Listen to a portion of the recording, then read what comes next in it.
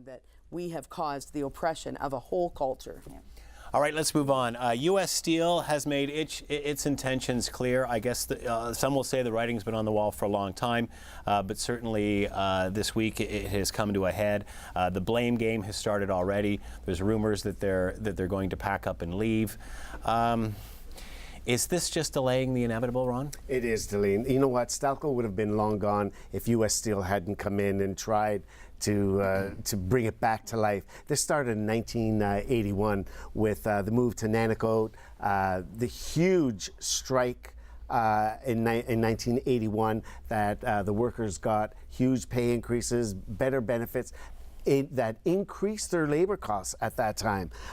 There was then there's the recession, and it's not only Canadian recession, it's a worldwide recession. I think it was inevitable that Stelco would have been long gone even before U.S. Steel came in and tried to rescue it. I believe that they did try and it didn't work. And it's not working now, and Stelco will be gone.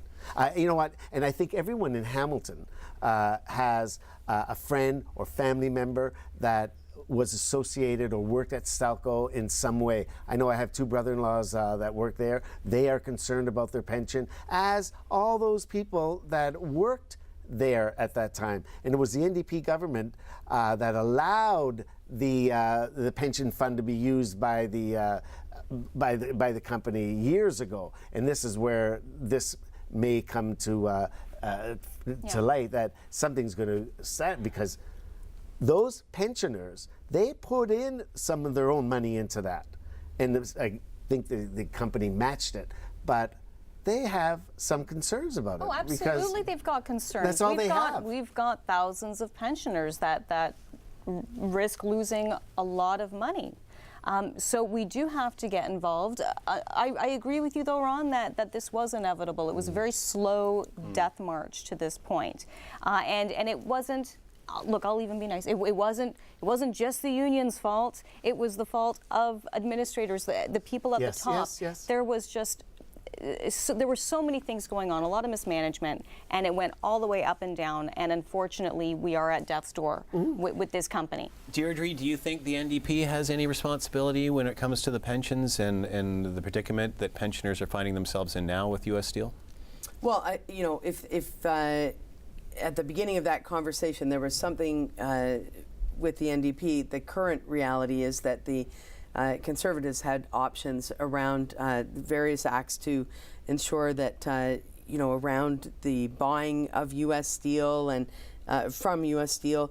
The key thing is that these workers are now going to be, like thousands of them are going to be out of work, and we don't have an employment insurance system in Canada, which is currently the responsibility of how many employees do they have? 770 that total that are working by right now. now. It's about that's about it, and but it's just terrible the way. But there's still, the pensions, the benefits, all of that's going to be over, and there's so much lack of support system for folks after this. I'm more worried about, like, it does seem inevitable. So now I'm worried about what's going to happen now. Exactly. And if they don't have the pension, and the fact is, like, even EI, might be a problem. I think that we really need to start looking at the other benefit systems that we have in place, where in Hamilton we have only 1 in 5 people who are unemployed are eligible for EI. Yes. And so there's going to be a few other folks here that are going to end up,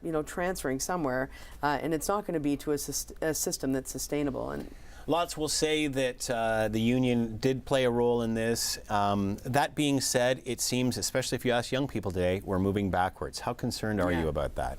About unions? Just anybody who's starting out, the pay scale that they're starting at, the benefits I think package there's a lot more Yeah. freelancing. People are tending to work for themselves because they can't that's a find necessity, employment. yeah. And that is a necessity. We just need a living jobs. wage. Yeah, A no, living wage. $14 living wage. Well, no. $14.95. $14.95. Well, that might not Because be there good are for a lot small of people business that- or That's a other good people. start. I mean, there's That's a so good many start. issues of precarity, right? So there's low wages, so Yes. living wage And I don't could think respond on to that for wages sure. are going down. Yeah. I don't think wages are going down. But there's also, the issue of, agencies and organizations hiring people for 19 hours instead of 20, so that there's no benefits. Yes. There's unsafe work. There's, the precarity level in all kinds of positions in Hamilton. This is where I think, EI, the government has an opportunity to, in each community, to assess how employment is going. So in PEI, for example, 75% of unemployed people are eligible for EI, and we only have 1 in 5. Yeah, but Deidre, but at the same we time, could change those numbers I don't see how here. that's sustainable in the long run either. It's there only should for be a other short term. employments That's there one of the too. biggest pockets that the government has right now is in EI insurance. There's so much money sitting there that's not being used because the eligibility standards have been so tough. But there's an election campaign coming up. Don't forget that. Yes, probably this spring. We don't have much time left. Speaking of elections, PC leadership race, of course, is heating up. The date is set for the new leader and candidate.